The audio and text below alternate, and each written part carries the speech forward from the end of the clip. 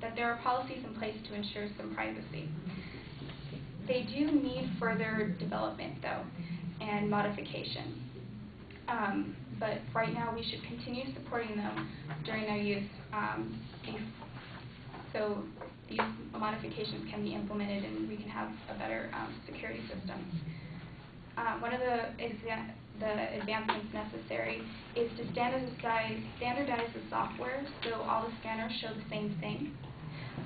TSA spokeswoman McCarley also notes that there are new versions of software being produced to stylize the image of a person's body instead of showing a more detailed view. So what they kind of want to do is to be able to have almost like an avatar instead of an actual human body, and then you just see like the foreign objects on the machine. Another advancement would be to make the technology more preferable to the public would be to implement automatic recognition technology.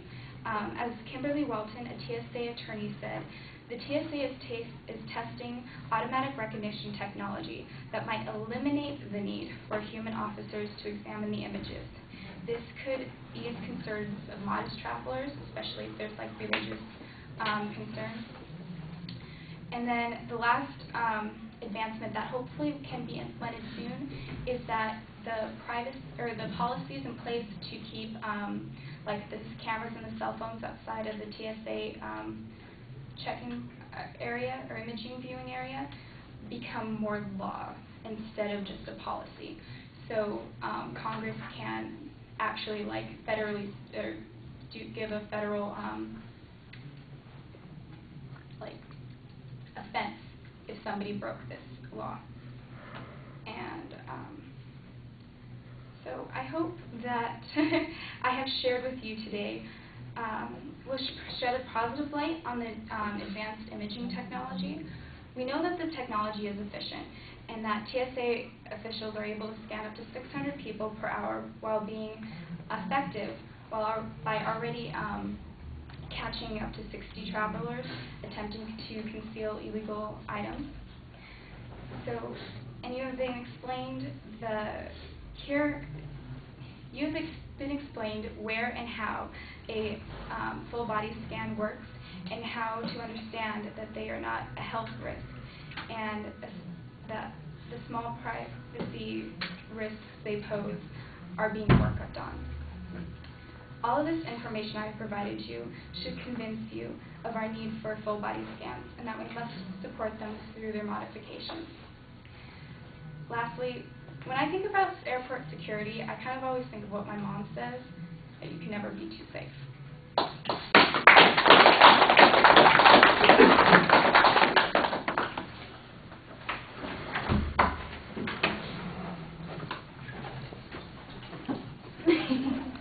Sean, what did you think? I thought it was a good speech. She had a very clear idea of what she was going to say, and she had great eye contact with the audience. Her voice projection was good, but sometimes I noticed that there was, at some points, she would dip in volume. But for me, sitting up here, it was fine. I can hear it, but I don't know for people in the back. There were like a couple parts where she kind of stumbled around, but it happens. Overall, I thought it was a good presentation. How about the argument? The argument was coherent. It was,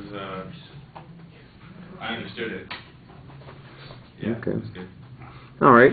I think you need to do a little bit more to develop the need on this, the notion that people are objecting, that there's some brouhaha about this.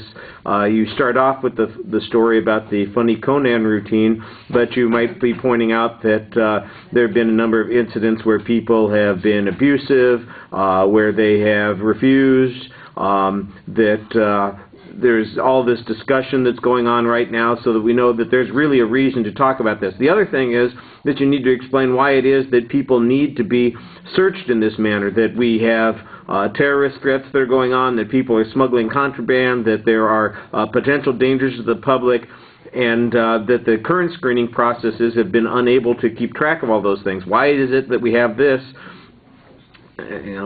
when we didn't need it 2 years ago or 5 years ago or 8 years ago, what's the big need right now? And I think that gets a little bit underdeveloped. I thought you did a pretty good job defending the idea of these scans and suggesting that minimizing the risks, for instance, that people might be assuming that are physical in nature, the privacy risks. There's a little bit of that that's discussed. I think that you had one suggestion that needed a little bit more development at the end concerning legislation about transmitting that information or making it available, because there have been arguments that said, well, this kind of information is getting out, and all of a sudden we do have a problem there. The two things about the speech that I think are the most problematic are things that are both related to timing. The first is the way it is delivered. You have this very deliberate way of speaking, and the sentences all flow out smoothly, but you need to have a little bit more energy and urgency when you're talking. That whole first story, it takes you a minute to get through the story about seeing the funny skit on Conan, and it's just your anecdote that you're starting with, and you're so calm about it instead of more natural. So, and you're like that the whole time that you're speaking. It's just your pacing is very relaxed, which results in your having a 13-minute speech. So you're 3 minutes over time, and that's a big problem too. All right, thank you.